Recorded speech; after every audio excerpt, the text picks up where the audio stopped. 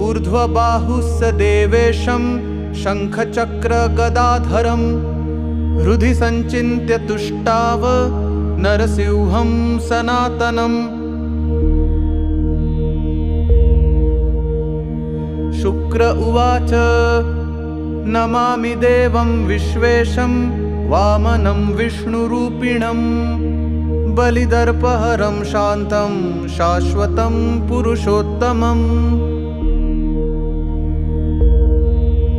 धीरं शूरं महादेवं शङ्खचक्रगदाधरं विशुद्धं ज्ञानसम्पन्नं नमामि हरिमच्युतम्।